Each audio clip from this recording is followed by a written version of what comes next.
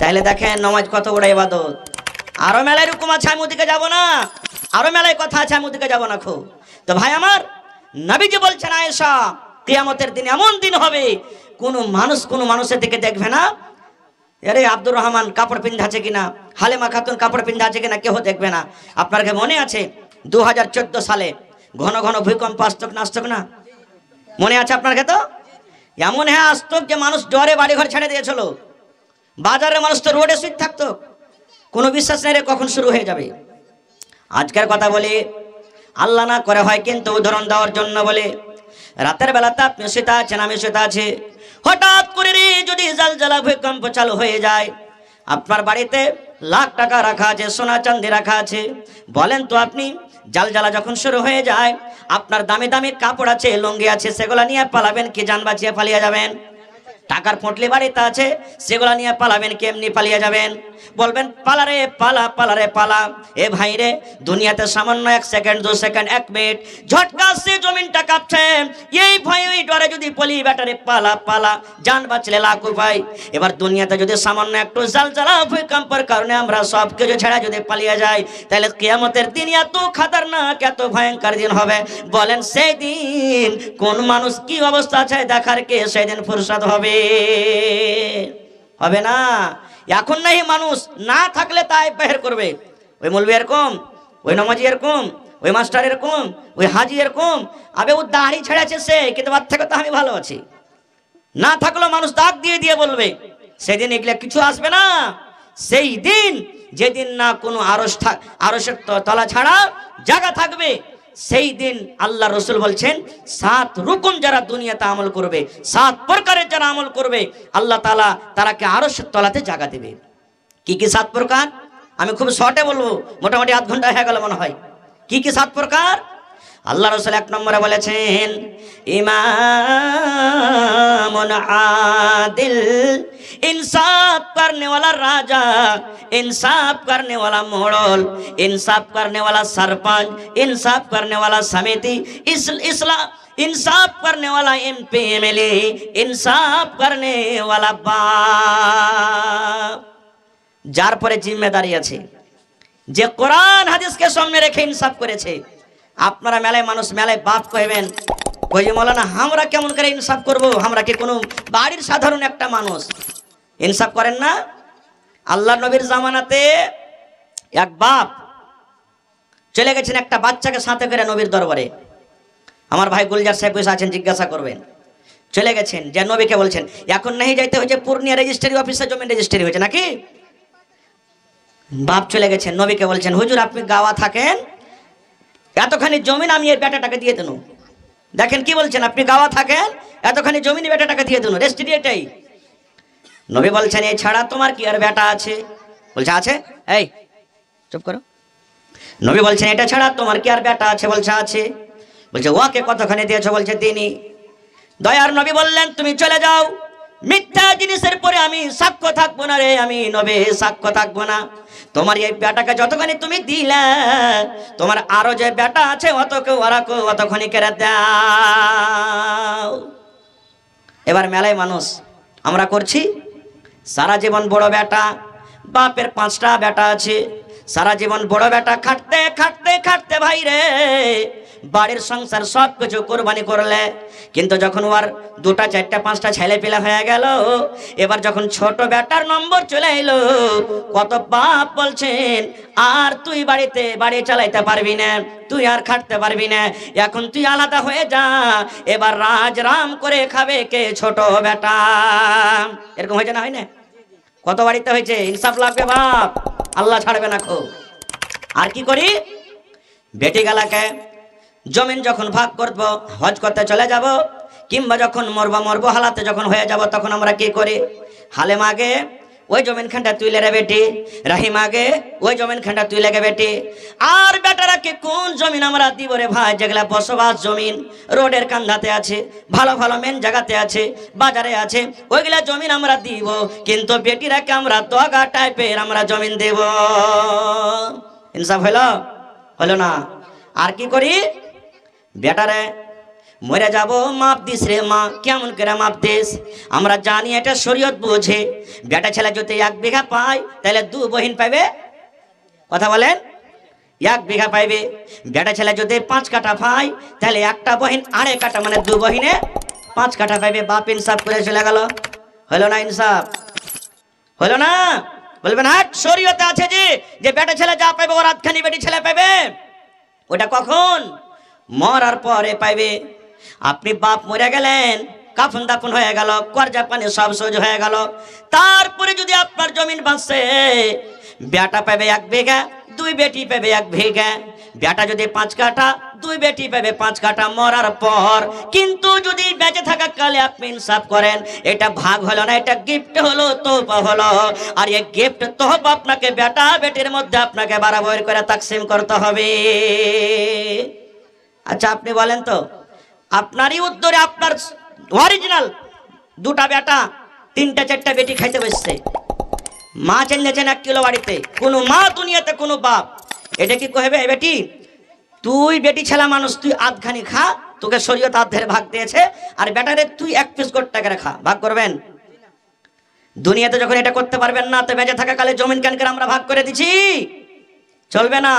বেঁচে থাকা কালে আপনি যদি ভাগ করেন তাহলে বরাবর ভাগ লাগবে। বেটাকে যতখানি দিবেন বেটি কতখানি দিতে হবে। আর যেটা ডাবলের মামলা চলে আসছে, এটা মরার পর হবে, মরার আগে হবে না। তাহলে কাঠগড়াতে ধরা পড়লো না? আল্লাহর কাছে কিন্তু হিসাব চলে লাগবে। এটা ইমামুল আদল ইনসাফ করনেওয়ালা বাদশা নয়। আজকে আমরা কি করি, গ্রামে পঞ্চায়েত বসেছে, আমি একটা মৌলভী সাহেব মানুষ, আমার বেটা ভুল করে দিয়েছে, বেটি ভুল করে দিয়েছে। আমি একটা মোড়ল মানুষ, আমার বেটা ভুল করে দিয়েছে। হাজি সাহেব মানুষ, দৌলতমান মানুষ, আমার বেটা ভুল করে দিয়েছে। যদি আমি বিচারে তলে পড়ে যে আমার নাক কেটে যাবে, তখন কোন রকম টাকা পয়সা দিয়ে ওকে 1.5 লাগে বেচার টাকা দবাইবার কোশিশে থাকি কি থাকি না? এর নাম ইনসাফ করনেওয়ালা লয়। আল্লাহ নবীর জামানার একটা ঘটনা শোনেন। নবীর জামানাতে একটা উঁচা খানদান, নাম করা বংশের একটা মেয়ে লোক চুরি করেছিল। চুরি করাতে ধরাও পড়ে গেল। যেখানে ইসলামী কানুন, ইসলামী রাজ, চুরি করলে হাত কাটা যাবে। নবীর জামানার ঘটনা, মেয়ে লোকটা চুরি করেছে, নবীর দরবারে কেস চলে গেল। নবীর দরবারে কেস, ফয়সালা কি হবে? হাত কাটা পড়বে। ওর বংশের লোকেরা, খানদান লোকেরা একদিন বসেছেন, যেমন আজকে জালসা শুনছেন, খানদানের লোকগুলা বসে মাস্টারা করছে, আমরা এলাকার মধ্যে, গ্রামের মধ্যে খুব ভালো বড় মানুষ, নাম করা লোক, আর আমার গায়ে লোক ধরা পড়েছে, নবীর দরবারে কেস চলে গেছে, তা হাত কাটা যাবে। হাত কাটা গেলে হারকে নামটা কোনে থাকবে? সব নাম তো আমরা বদলাম, হয়তো মাটিতে মিলে যাবে। এক কাম কর, সুপারিশ লাগা, দেখি কিছু হয় কিনা। কাকে সুপারিশ করবি রে? নবীর কাজকার মানুষকে। তো বলছে নবীজির একটা বেটা আছে জায়েদ, ওর একটা বেটা আছে, মানে জায়েদ মুতাবান্না যাকে বলে, বানা বেটা, ওর একটা বেটা আছে ওসামা বিন জায়েদ।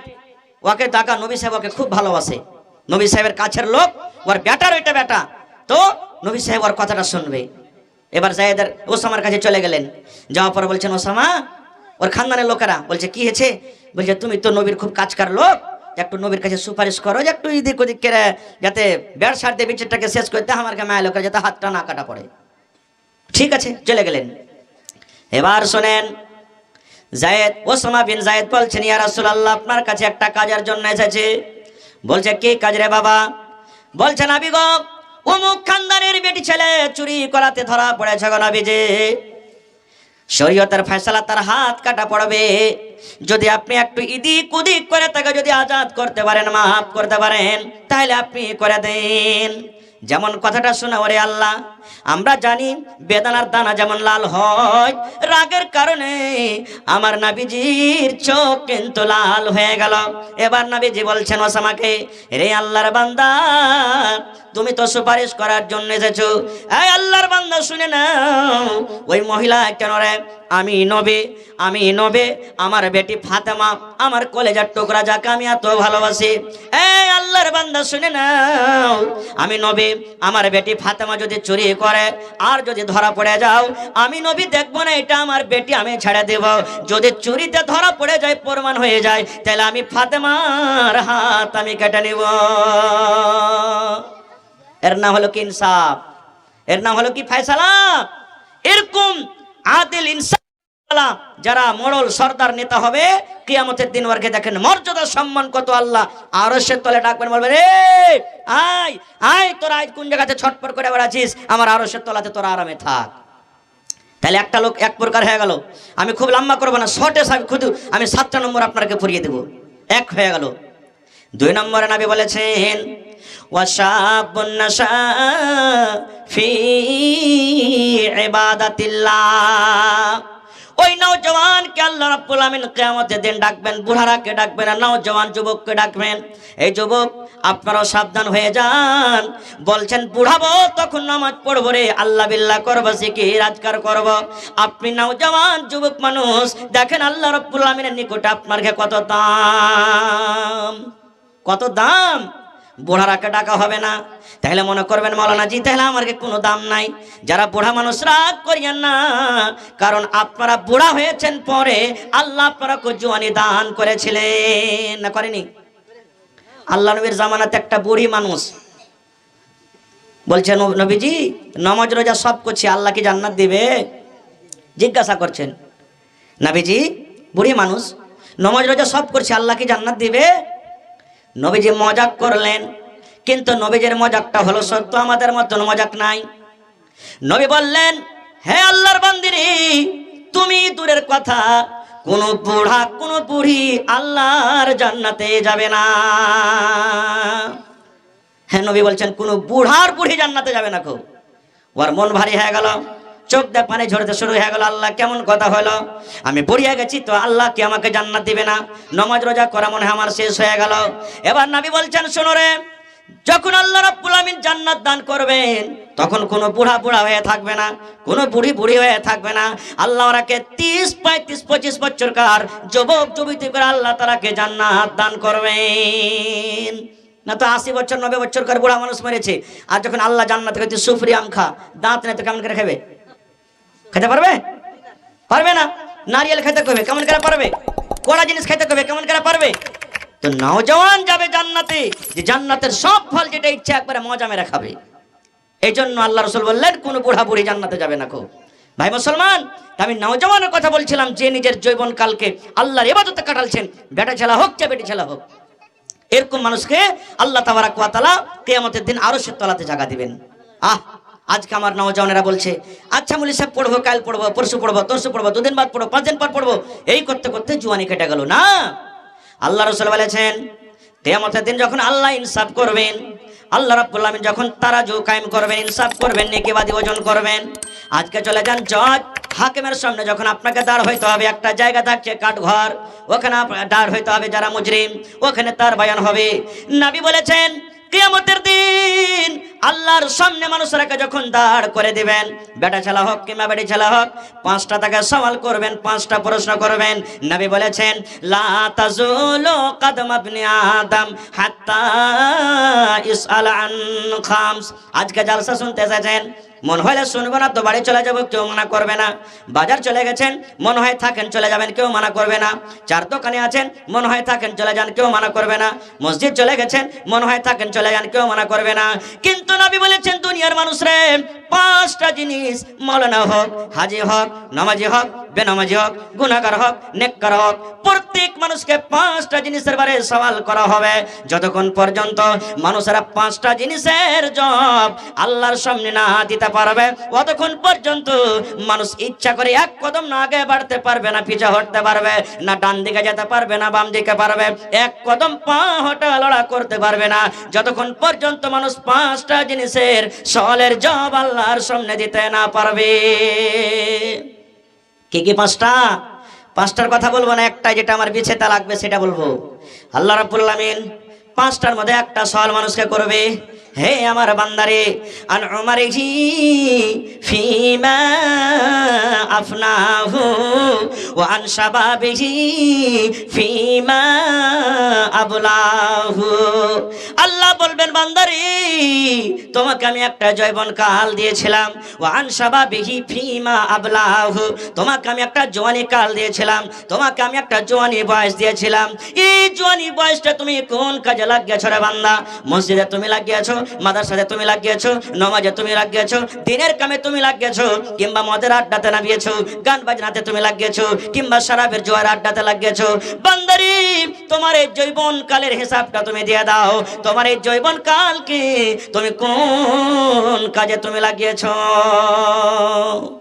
আপনার গ্রামে আছে কি না জানি না, বেশিরভাগ নওজওয়ান এখন সানফিস আর ওর পর আরেকটা কি এসে, সানফিসের পর একটা কি আছে আরো, লরেক্স, হরেক্স, করেক্স, হ্যাঁ জীবন চলে গেল। আছে না নাই কহেন আপনারা? সুবহানাল্লাহ, চলে গেল জীবন। মানুষে জুয়ানি কালে বেশি গুনাহ করে, পাপ করে, কথাতে কথাতে রেগে যার বলে আয় কোন মার বেটা আছে চাই না দেখিয়ে দেবো। আরে বাপের যদি বেটা হয়েছে একবার খালি আমার গায়ে হাত ছুঁয়ে দেখ, খালি ছুঁয়ে দেখ একবার হাত। এই জুয়ানি কালে মানুষ পাপ করে, গুনাহ করে। এই জন্য আল্লাহ খাস করে বাছাই করে এই নওজওয়ানকে আল্লাহ জিজ্ঞাসা করবেন, এই নওজওয়ান এই জুয়ানিটা আল্লাহর একটা খুব বড় নিয়ামত।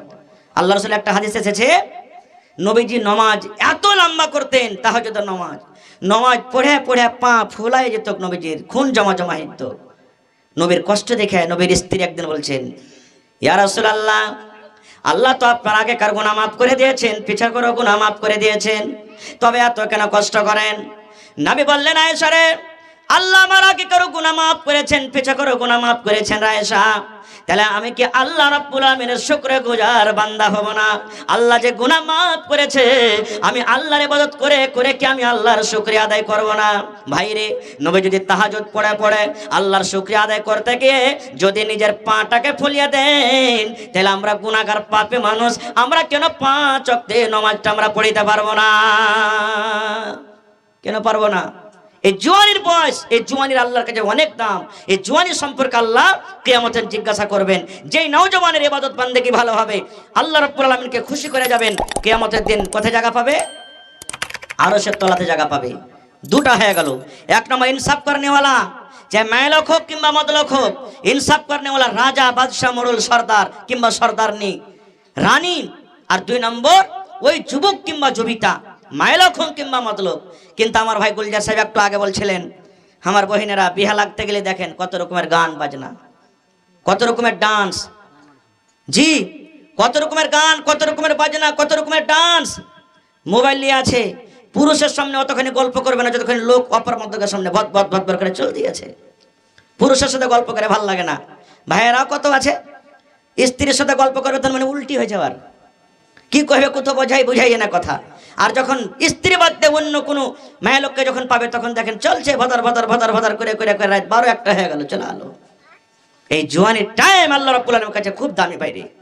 3 নম্বরে নবী বলেছেন, ওয়া রাজুলুন কলবুহু মুআল্লাকুন ফিল মাসাজিদ। 3 প্রকারের মানুষকে আল্লাহ রাব্বুল আলামিন কিয়ামতের দিন ডাক দিবেন। বান্দারে, কাকে ডাক দিবেন?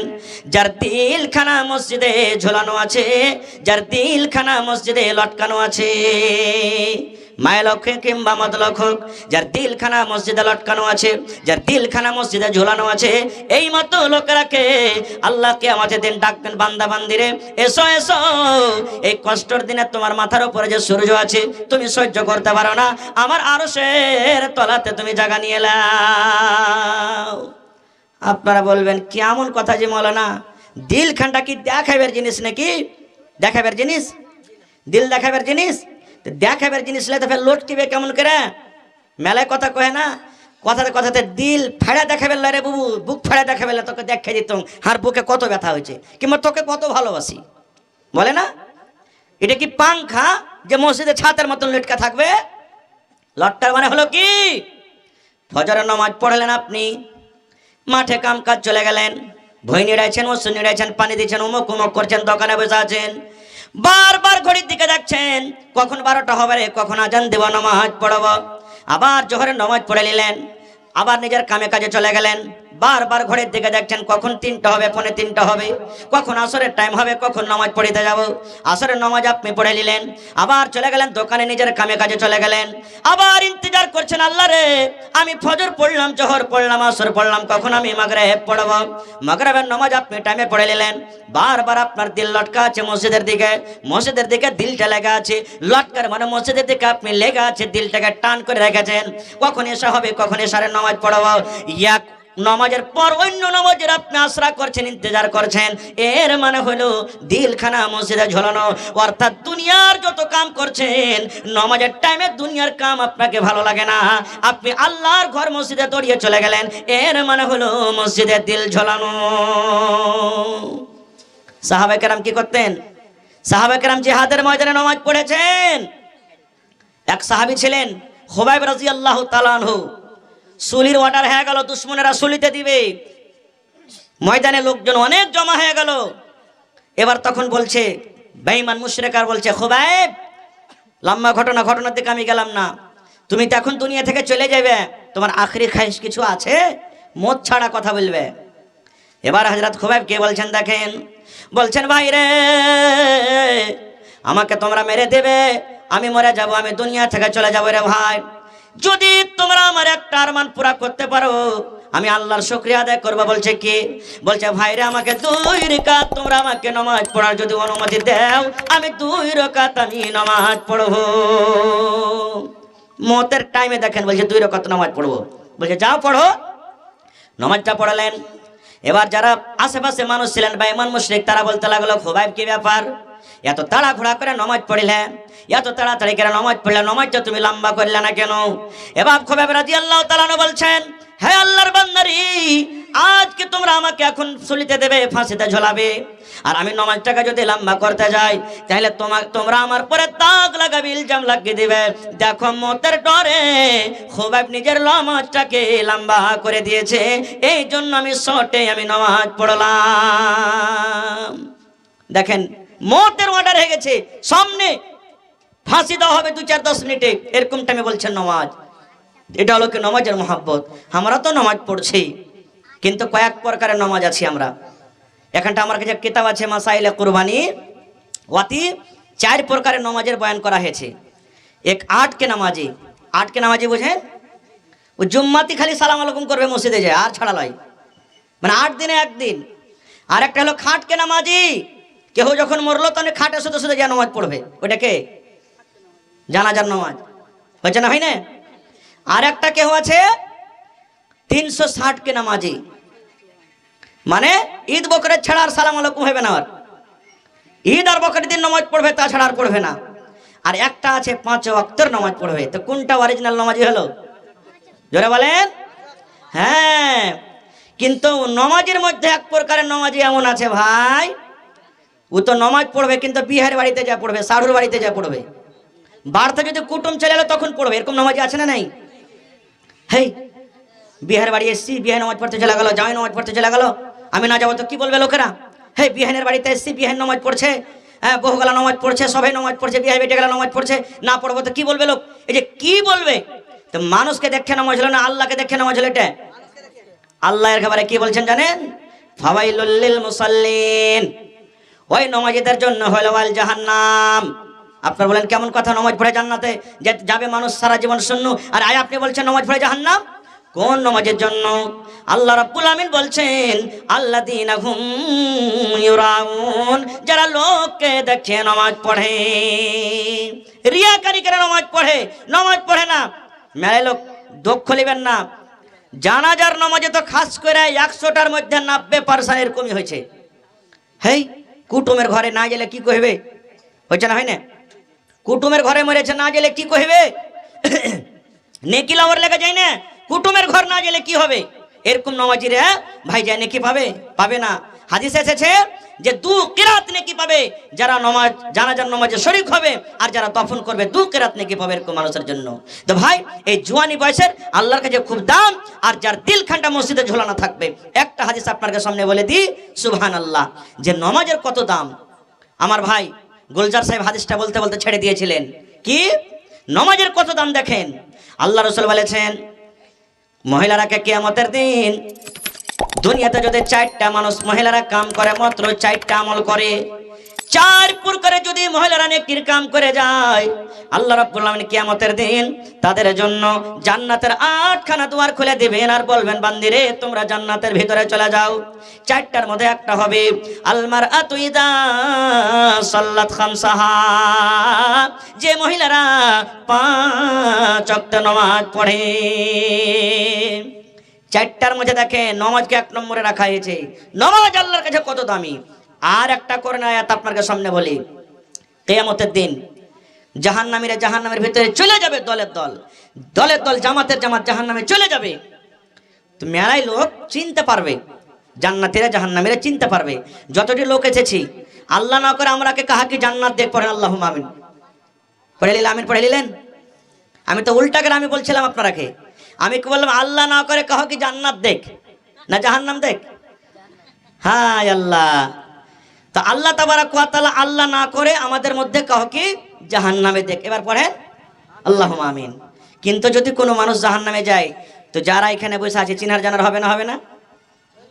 জাহান্নামের মধ্যে মানুষেরা দলের দল, জামাতের জাম চলে যাবে। যখন জাহান্নামের ভেতরে ঢুকবে, জান্নাতের যারা মানুষ জান্নাতে বসে থাকবে, বলবে, সুলাইমান তুই কেনে যাচ্ছিস জাহান্নামে রে? এ আব্দুল্লাহ তুই কেনে যাচ্ছিস? হালেমা বহিন তুই কেনে যাচ্ছিস? সায়েদা বহিন তুই কেনে যাচ্ছিস? এই জামিলা তুই কেনে যাচ্ছিস? মানুষ চিনতে পারবে, জিজ্ঞাসা করবে। এবার তারা বলবে, ও ভাই বহিন রে, আমি আর তুই চায়ের দোকানে চা বসে বসে খাচ্ছিলাম রে বহিন, মগরিবের টাইম হয়ে গেল, যেমনই মুয়াজ্জিন সাহেব আল্লাহু আকবার বলে আজান দিয়েছে, তাড়াতাড়ি করে তুই মসজিদে নামাজ পড়েছিলি, আর আমি চায়ের দোকানে বসে বসে আমি নামাজটাকে বরবাদ করে দিয়েছি। এবার বলবে, বহিরে কেন তুই জাহান্নামে যাচ্ছিস রে বহিন? বলবে, ভাই ফজরের টাইম আমি মসজিদে যেতে পারিনি, শুতে শুতে আমি সময়টাকে কাট দিয়েছি, কাম করতে করতে আমি থেকেছি, নামাজটাকে আমি কোনোদিন ফজিলত দিনই আহমিয়াত দিইনি, আমি জীবনে নামাজ পড়িনি, আমি নামাজি ছিলাম না, দুনিয়াতে আমি নামাজি ছিলাম না। নামাজ না পড়ার কারণে আল্লাহ তাবারাক ওয়া তাআলা আজকে আমাকে জাহান্নামে ঘোষণা করেছেন। আরো কয়েকটা কারণ আছে, আমি ওদিকে যাব না। তাহলে বোঝা গেল যে নামাজটা আল্লাহ রাব্বুল আলামিনের কাছে কি জিনিস। একটা হাদিস আরো এসেছে, আল্লাহ রাসূল বলেছেন, কিয়ামতের দিন ইবাদতের দিক দিয়ে আল্লাহ রাব্বুল আলামিন সর্বপ্রথম নামাজ সম্পর্কে বলবেন। আল্লাহ প্রথমে কথা বলবেন না যাকাতের হিসাব দাও, আল্লাহ কথা বলবেন না তুমি হজের হিসাব দাও। আল্লাহ রাব্বুল আলামিন সর্বপ্রথম যেটা মানুষকে জিজ্ঞাসা করবেন, মানুষরা বলো তুমি নামাজের হিসাবটা দিয়ে দাও। নবী বলেছেন, যার নামাজের হিসাব ঠিকঠাক হয়ে যাবে, সমস্ত হিসাবটা ঠিকঠাক হয়ে যাবে। আর যে নামাজের হিসাবটা ঠিকঠাক দিতে পারবে না, সে কোনো হিসাব ঠিকঠাক ভাবে দিতে পারবে না। তাহলে বলেন নামাজটা আল্লাহর কাছে কত আহমিয়ত রাখে। খারাপ আমি ওদিকে যাবো না ভাই। এবারে নবী বলেছেন 3 নম্বরে যারা 5 ওয়াক্ত নামাজ পড়ে টাইমের উপরে, আর 1 নামাজ পর আরেক নামাজের অপেক্ষা করে, ইন্তজার করে, এর মানে হলো মসজিদে ঝোলানো। 4 নম্বরে রাসূল বলেছেন, ওয়ারাজুলানি তাহাব্বা ফিল্লাহি ইজতামা আলাইহি, ওই 2 জন বন্ধু, 2 জন দোস্ত যে এক অপরের সাথে মহব্বত ভালোবাসা করেছে আল্লাহর জন্য, আর দুশমনিও করেছে আল্লাহর জন্য। এখন ভালোবাসা তো দোস্ত কি কথা রাখে, এক মানুষের ভালোবাসা আর এক মানুষ দেখতে পারে না। যেমন মনে করিলেন ভাই গুলজার সাহেব আর আমি আছি, খুব ভালোবাসা, আব্দুল মাতিন ভাই আছে, আমি আছি, ভালোবাসা, রাস্তাতে হেঁটে চলে যাচ্ছি, হাঁটতে হাঁটতে হাঁটতে একটা লোককে কিন্তু খুব খারাপ লাগলো, বলছে আর দোস্ত থেকে কেমন করে ভাঙবো রে, কেমন করে ভাঙবো, এরা এক তালতে খাইছে, এক তালতে হাঁটছে, এক জায়গাতে হাঁটছে, খাওয়া পিন্ডান সব কিছু, এরকে দোস্তালিকে কেমন করে ভাঙবো। তখন আমরা দুজনে হাঁটতে হাঁটতে চলে যাচ্ছি, আর একটা তখন সাইড থেকে লোক এসে বলছে, এই গুলজার ভাই শোনো এখানে, বলছে আমার দোষ আছে, ওই তোমার দোষটাকে ওখানে বলো, রাখ, ওখানে খাড়িয়ে থাকবে, তুমি এসো, তোমাকে একটা কথা কব লক করে। ঠিক আছে, এই গুলজার ভাই 2-4 কদম হাঁটে যায়, তখন কই না বলবো না, তোমার দোস্তের মনে দুঃখ হবে, চলো হেঁটে চলো। এবার লোকটা যখন চলে যাবে, তখন গুলজার ভাইকে আমি জিজ্ঞাসা করবো না কি বলছিল লোকটা, যে বলবো না, বলবো না, কহেন, বলবো না, বলবো না। এবার আমি জবাবটা কি দেবো আপনার, কহেন তো, কিছু কহেনি, আমি মানবো? ওরে সুবহানাল্লাহ, হাজি দোষ, 100তে খাইনু, 100তে উঠনু, 100তে বসনু, আর তুমি আজ আমাকে হ্যাকারত করে কথাটা কহো না যে ওইটাই তোমার লেগে ভালো হয়ে গেল। ও কিন্তু নিজের মাকসাদে পুরা হয়ে গেছে, এটাই তো চাহা ছিল। এখন মানুষ এরকম ভাবে লেগে আছে, এখন দোস্তি লাগাবো, ওটা ডাক্তার সাহেব ওর সাথে দোস্তি লাগাই তো সময়তে এলাজ পানি হবে। ওটা হলো ধনী মানুষ, ওর সাথে বন্ধু তালি করি তো টাকার দরকার হবে। আবে ওর বাড়িতে রিশতেদারি কর, দোষ বাপ লাগা, দোষ কুটুম লাগা, দরকার হতে গেলে 5টা বেটা আছে সংসার করে লাঠি নিয়ে চলে আসবে একবারে। এই দোস্তালি না, আল্লাহর জন্য দোস্তি, আল্লাহকে রাজি করার জন্য দোস্তি, আল্লাহকে রাজি করার জন্য দোস্তি। এবার দোস্তি ভেঙে গেল, দুই বন্ধু আছে আছে আছে হঠাৎ করে এক বন্ধু বেনামাজি হয়ে গেল, নামাজ পড়বো না। দোস্তকে ডাইরেক্ট বলে দেন, ভাই রে তোর সাথে নামাজ যখন ছিলাম, নামাজি ছিলাম, এই দোস্তি করেছিলাম, আজ তুই বেনামাজি হয়ে গেলি, ভাই রে আজ থেকে আমাদের দোস্তি শেষ হয়ে গেল।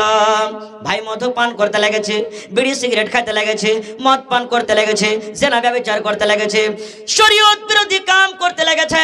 দোস্তকে ডাইরেক্ট বলে দেন, ভাই রে তুই যতদিন আল্লাহকে মানছিলি, আল্লাহর সাথে মহব্বত ভালোবাসা করে দোস্তি করছিলাম, আর ভাই রে আজকে তুই শরীয়ত বিরোধী কাজ করতে লেগেছিস, এই জন্য আল্লাহর রাস্তায় আমি তোর সাথে আমি দোস্তি ভেঙে দিলাম। নারে তাকবীর। ভাই আমার, এর নাম হলো কি? আল্লাহর জন্য দোস্তি করা আর আল্লাহর জন্য দোস্তিকে ভেঙে দেওয়া।